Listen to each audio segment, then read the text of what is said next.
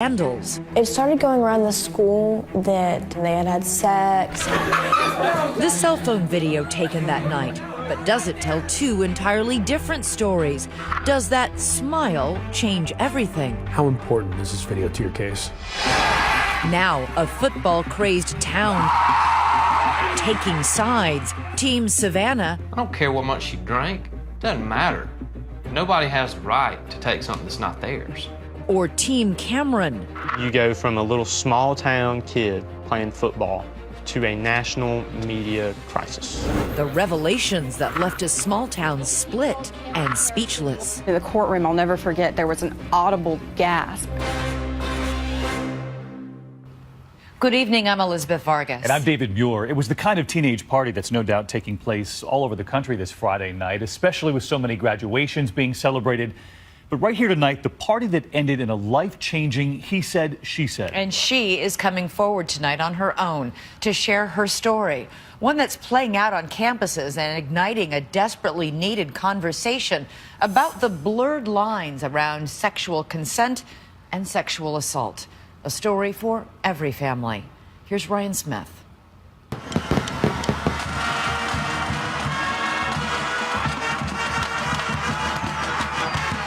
It's Friday night.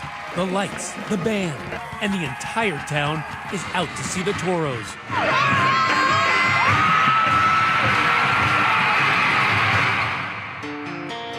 Welcome to Spanish Fort, Alabama. Population 8,000. Located just east of Mobile Bay. Once the site of one of the last Civil War battles. It will later be the site of a different kind of battle. Very small, close community in town, so everyone kind of knows everyone. A very tight-knit community, focused on family, centered on very good schools.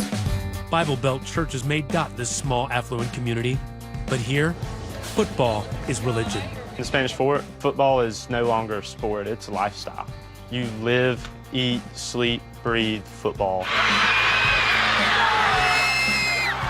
No wonder its high school players are celebrated as heroes, says journalist Cassie Fambro. People love to see them and recognize them in their community, and I would say they're local celebrities. And starring in his own highlight reel, running back Cameron Harrison, a senior, 5'7", 180 pounds, wearing number 4. Harrison, boys, he's been fun to watch over the past couple years. Yeah, he's a tough little hombre. He's small, but he's big. He's hard to bring down. That's one of his advantages.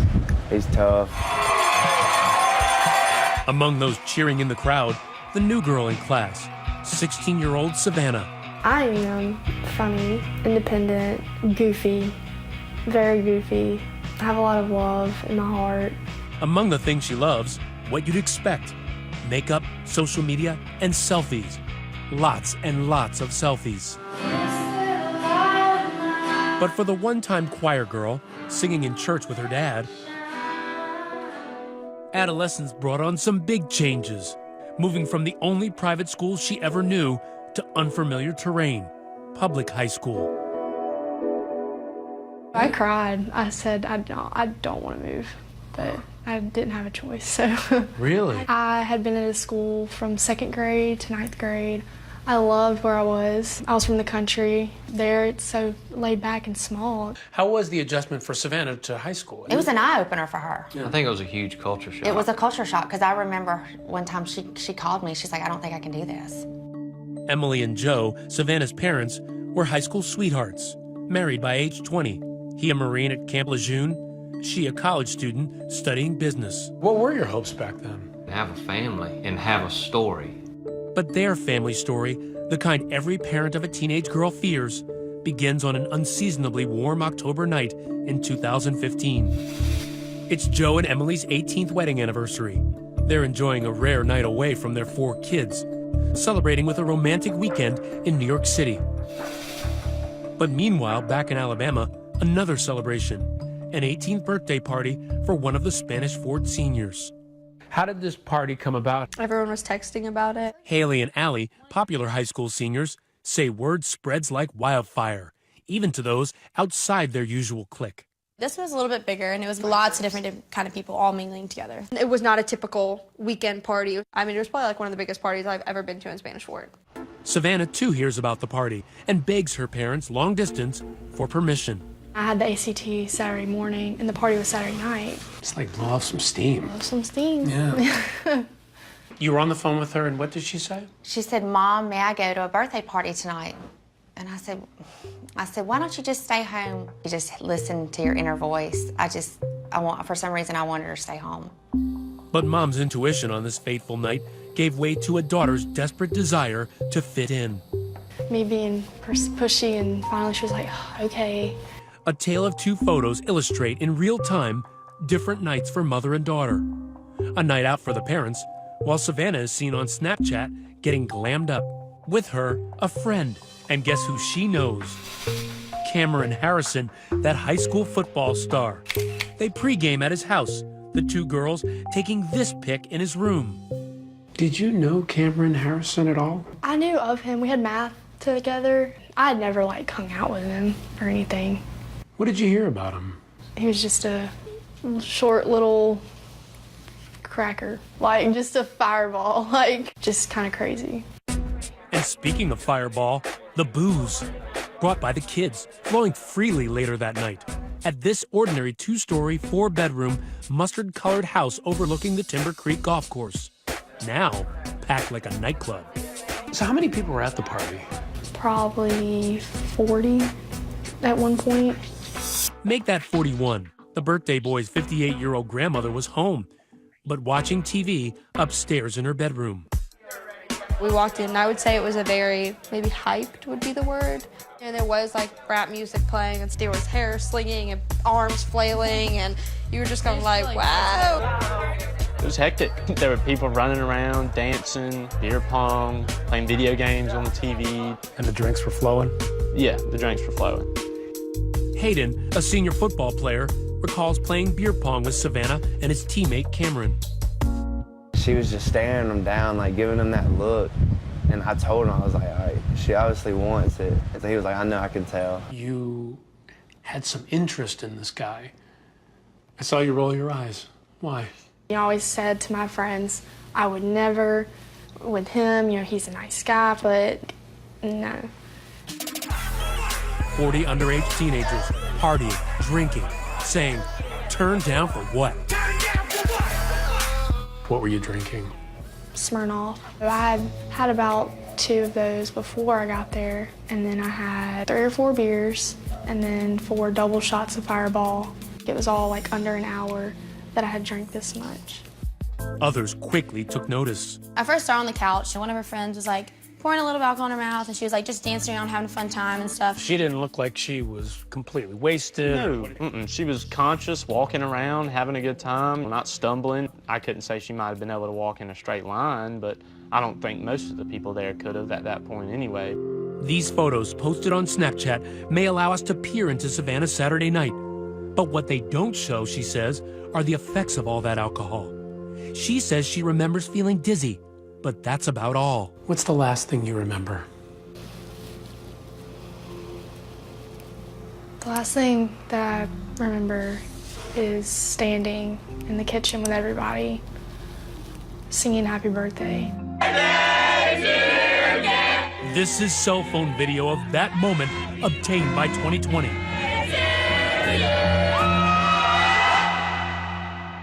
It's I wasn't even in my body.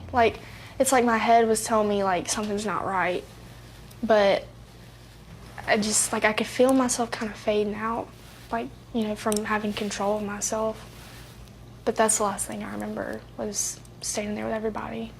Savannah may not remember, but her friends do. And at one point, Savannah had accidentally knocked over a glass. She looked like something was wrong. Coming up next, cell phone video captures Savannah being carried. No, right there. What happens when she's behind closed doors and not alone? So I was banging on the door and I was like, what's going on? Why is the door locked? Stay with us.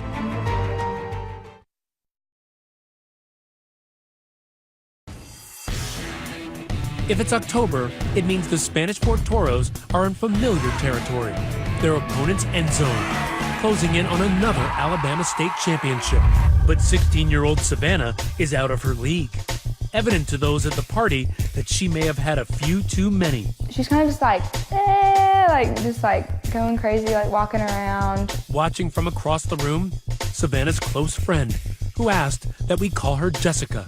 She's drunk, right? What are you seeing? All of a sudden I see someone carrying her up the stairs. It was probably 4 people that were carrying her up the stairs like she was a doll, basically. Like they just like each had like a limb. And I was like, what the heck, when did this happen? I just saw her like on the couch. But just like the booze, there's something else that's ubiquitous at your typical teenage rager: cell phones. This is an image of Savannah being carried upstairs. It will later play a big part in trying to determine what occurred that night. Taylor is one of those teens who helped carry Savannah. We were all just laughing, you know, making a joke out of it because it was funny, you know. Everyone had been drinking and we're carrying Savannah up, and Savannah's pretty tall and we're all kind of short. So we were kind of struggling. She says they did it so Savannah could lie down and sleep it off. Do you remember being carried upstairs? It's like I could hear things. My eyes were shut, but I could just hear everything. I just didn't feel with it at all. At that point, the popular seniors, newly 18, decide to leave, wanting to take the party across the bay to a club in nearby Mobile. We're like, Cameron, you coming? He was like, no, I can't get in any trouble tonight. I'm just gonna stay here. Wary of trouble because remember, Cameron Harrison is a standout senior whose football team is undefeated and entering the playoffs. Also staying behind, Savannah. And depending on who you talk to, you get conflicting reports on her state of mind. Whenever we were about to leave, it's whenever I saw her being carried and stuff, and she was laughing. So you saw her being carried up the stairs? Yeah, she was like, no, I want to go back downstairs. Once upstairs, Savannah gets sick in the bathroom. That grandma makes a brief appearance, handing her a towel. Friend Jessica says when she went upstairs, Savannah was barely coherent. She was just like laid on the bed with like her eyes closed. She was just like, like I couldn't really like make out what she was saying. Tell me, when she's saying that to you, is she unconscious at that point? Like she wasn't fully conscious, but she wasn't fully unconscious at that point. She was probably like in between there. She'd be like just, she sounded really like a zombie. Slurring it all? Yeah, definitely slurring. But it was after that is when I noticed like she was out.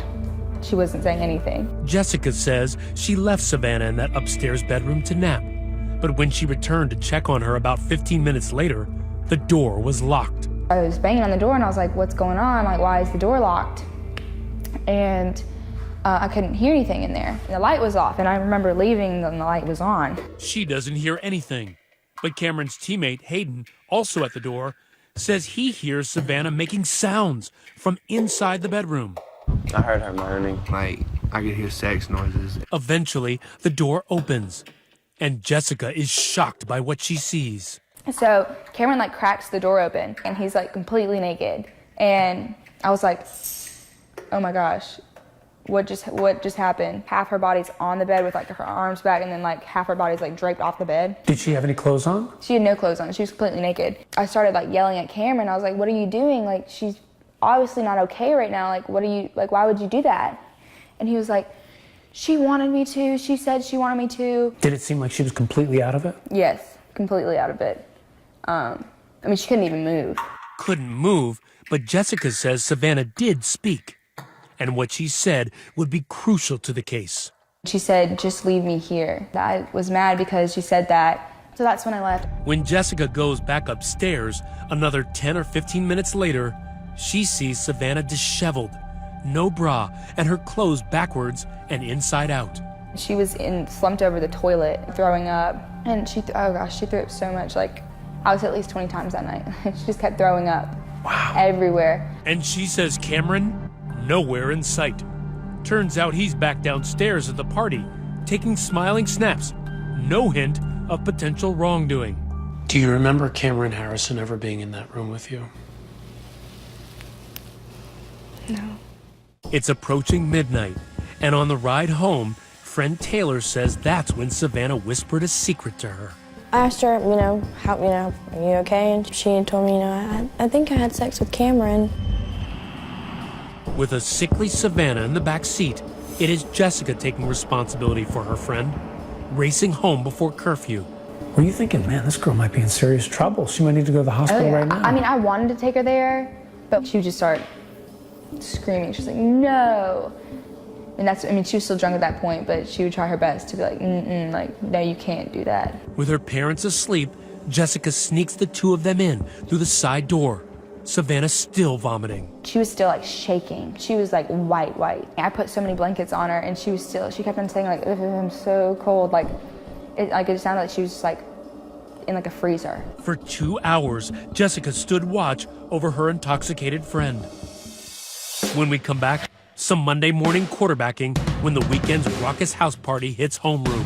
It started going around the school that they had sex and a bunch of different stories. And the standout football star stands face to face with a former Marine. Did it take everything in you to not want to lash out at him? The confrontation on the front porch. Next.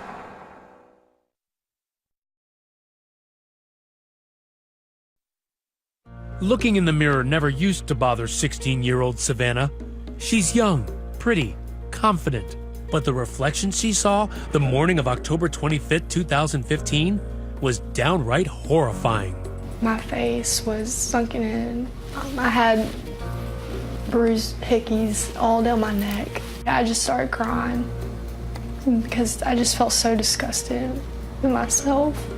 Disgusted because Savannah's Saturday night was a dangerous one, full of beer, liquor, and fireball shots. I felt like I was that drunk girl at the party, and I knew everyone was gonna just talk about it.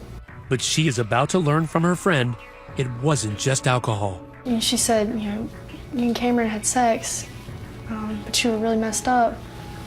And I said, I don't remember that. Savannah makes her friend promise not to mention it again. Just pretend like it never happened. So at that point, you were thinking, I want this to go away. Yes. I was still kind of new, and he was who he was.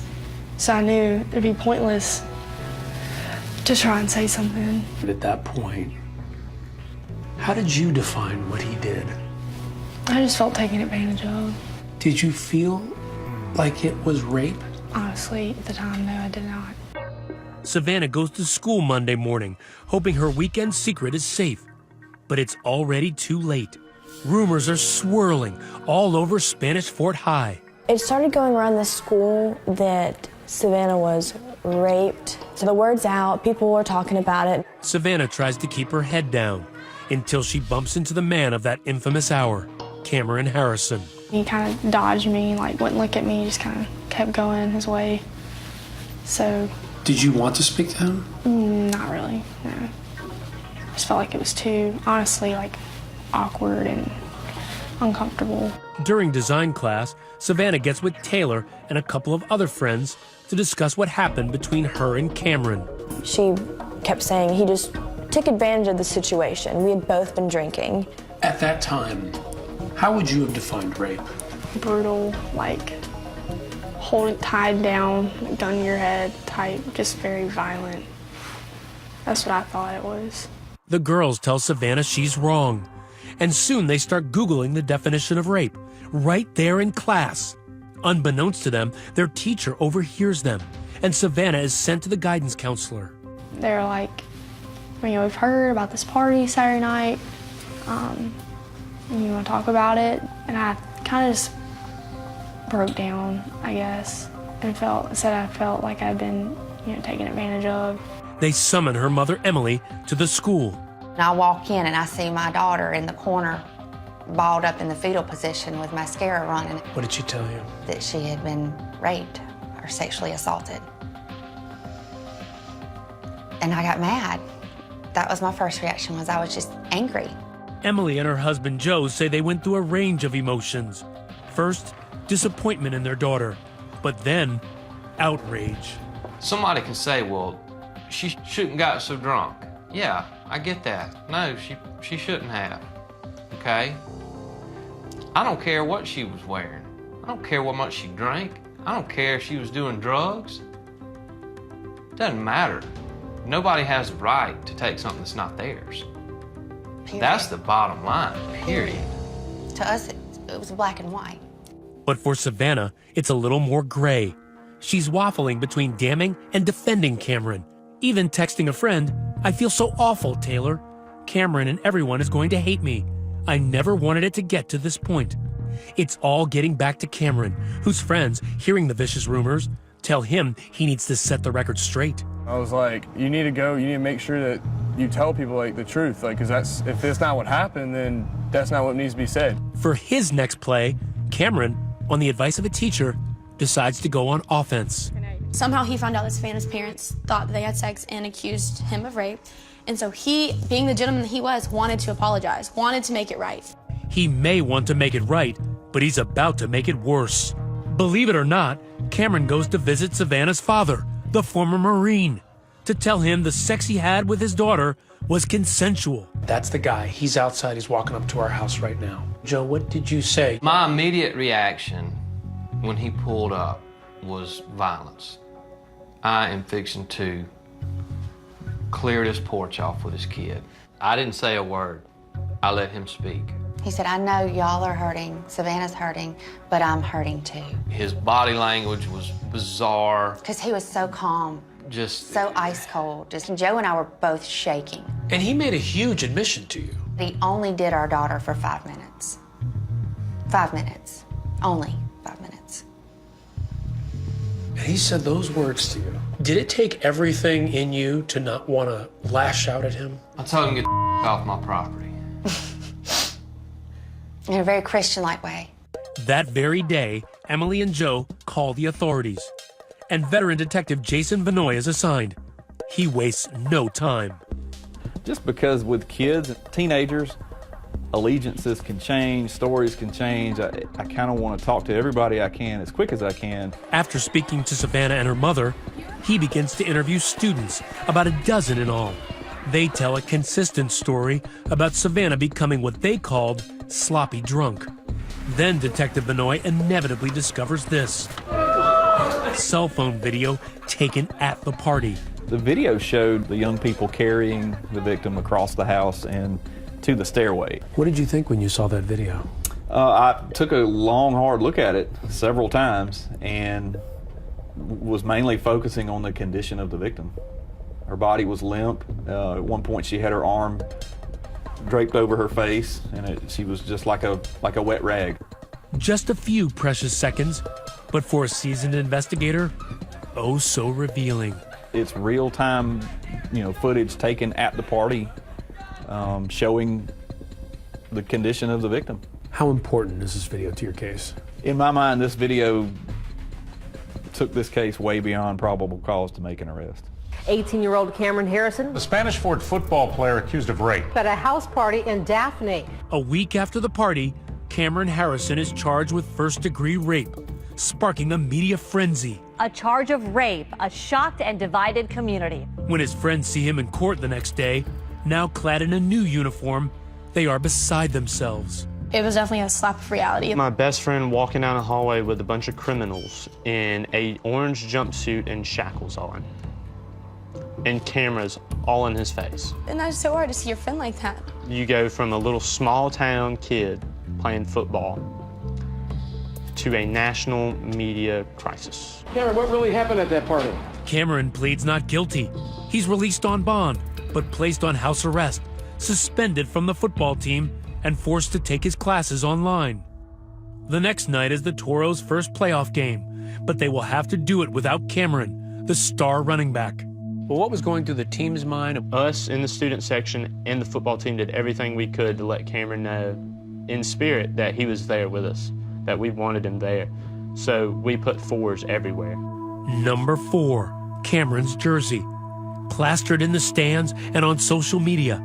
A public outpouring of support, and not just from boys. Toros Forever read this banner. Girls wrote 4s on their wrists, and even a number 4 on the quarterback's towel. We wanted it to be known that we supported our friend. We would never in any way bully, but that's the way it was taken. For Savannah, the display instantly visible on social media, it feels like she's become the town pariah. How did all of this strike you? It really just bothered me. It's kind of evil. When we come back, bullying, from virtual to violent. She goes, well, I can't sleep. I'm scared. Oh my goodness, someone threw a rock at my window. Next.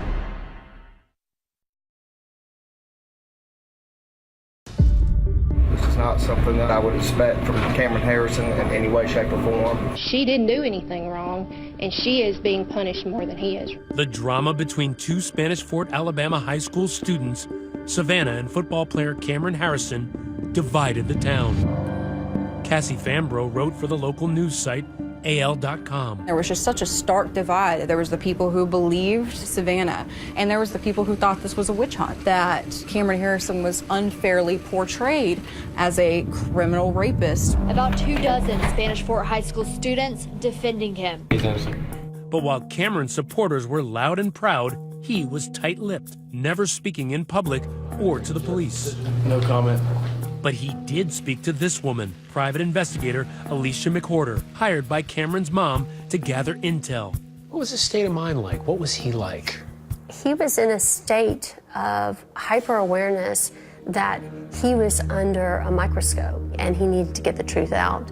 She says Cameron recounts a familiar tale of booze, beer pong, and all-out blowout. But new details emerge when he claims after Savannah was carried up the stairs, he ended up in the bathroom with her, and that's when a familiar face enters. Kennedy, that girl who came to the party with Savannah.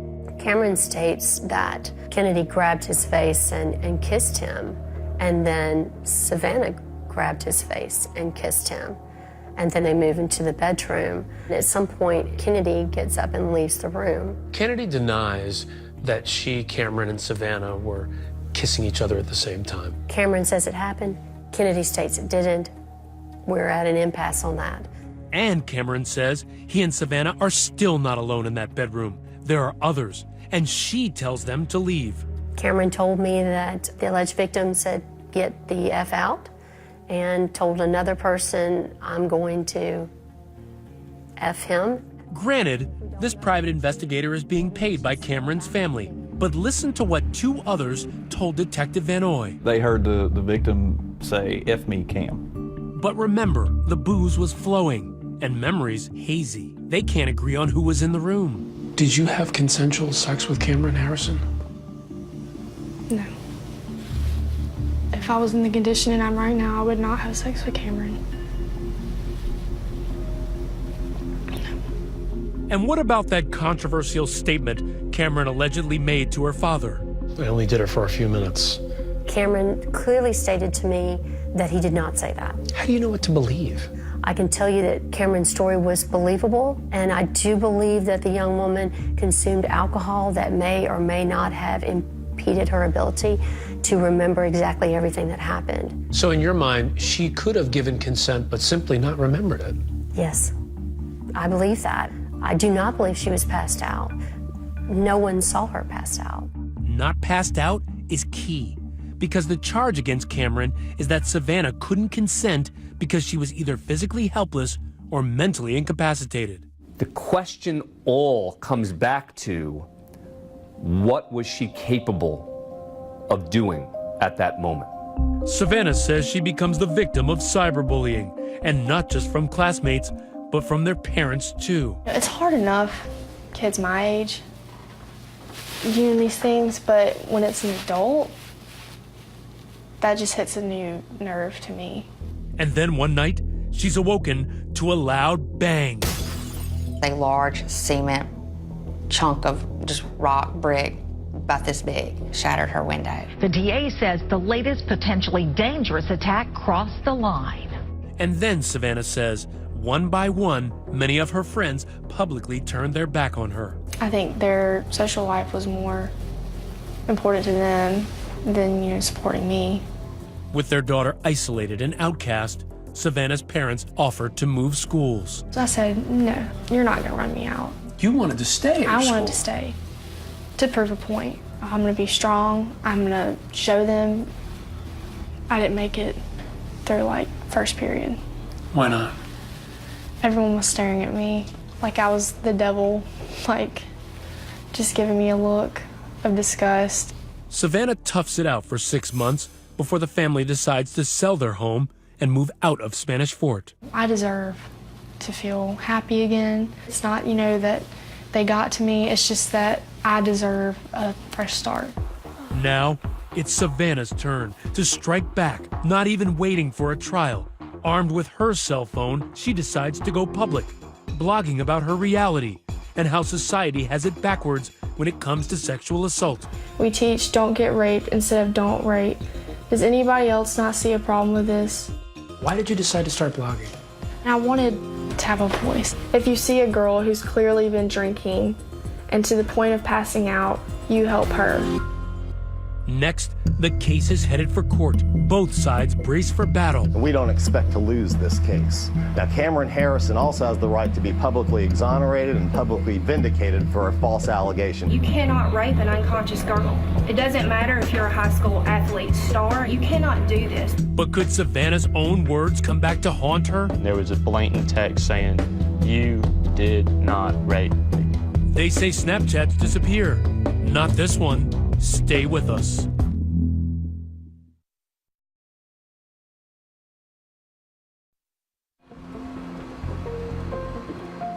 Savannah is trying to make a fresh start.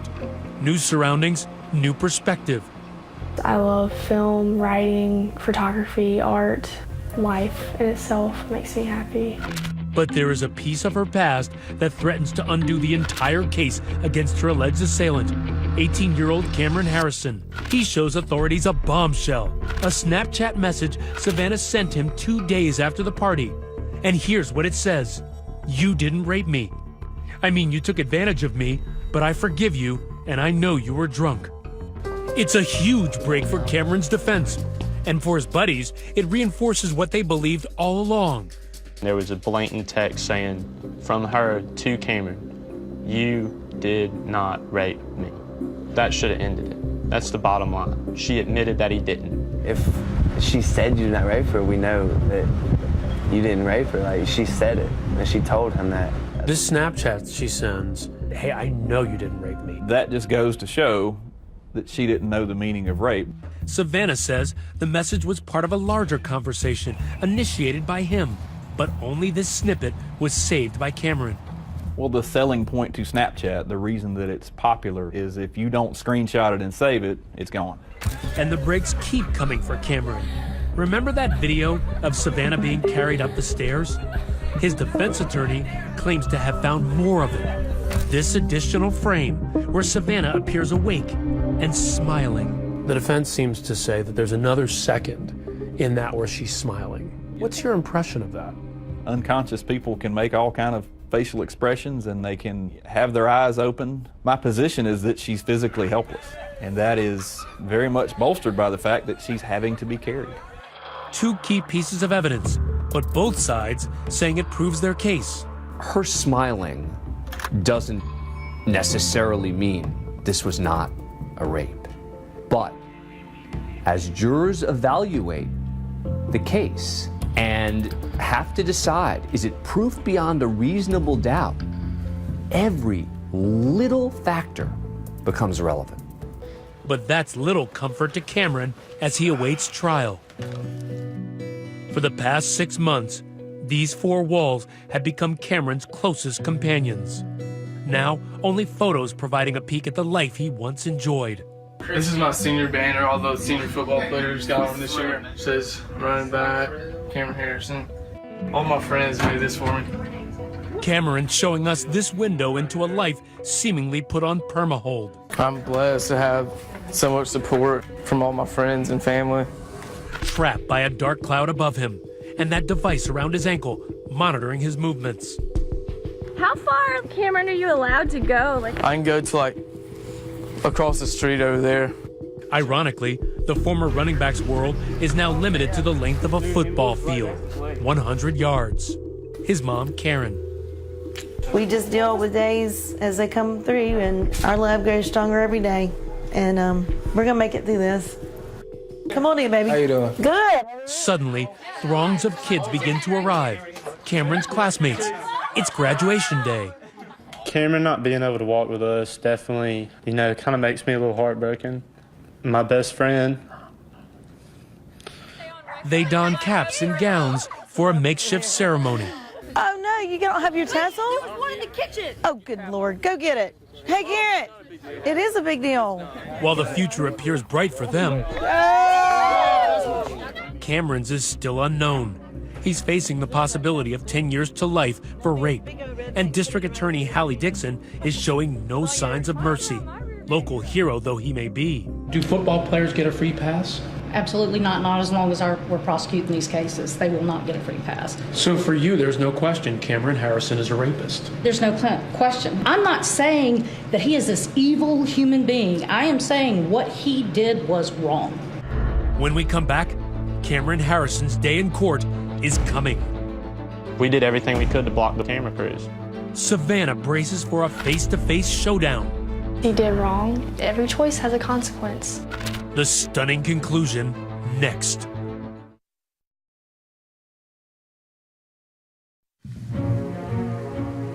After 18 grueling months, it was supposed to be Judgment Day. The stage was set. Cameron Harrison and Savannah face to face. Both lives irreparably and forever changed. But something else has changed here in Baldwin County since that infamous house party. That brash District Attorney Hallie Dixon decides not to seek re-election, and a new DA takes a fresh look at the case. And just weeks ago, on the eve of Cameron's trial, a stunner. Tonight, Cameron Harrison has been granted youthful offender status. Youthful offender status. Cameron Harrison takes a plea deal under youthful offender status. The terms and conditions of the deal, all settled in secrecy. It allows the proceeding to be treated sort of like a juvenile proceeding, meaning everything gets sealed, public doesn't find out what happens, it eventually gets erased from the record. Now, nothing about the case is public. All we know tonight is that Cameron is not in jail, an outcome agreed to by both sides. The key when thinking about why was a deal cut is to look to the alleged victim. Was that because she was pressured by the DA? Who knows? Was it because she didn't want to testify? It's a smart move for the defendant. If he can not serve time, get treated as a youthful offender. Cameron and his family were scheduled to do an interview with us. However, part of that plea agreement prevented both sides from talking further about the case. It's not really a resolution at all. Those people who look at him as a criminal or her as a liar, they're never going to be dissuaded because there's no real conclusion. For many, the case ending just like it started, in a fog. What happened behind that locked door will stay behind that locked door. The reminder for parents is underage drinking and limited supervision can lead to some pretty dangerous consequences.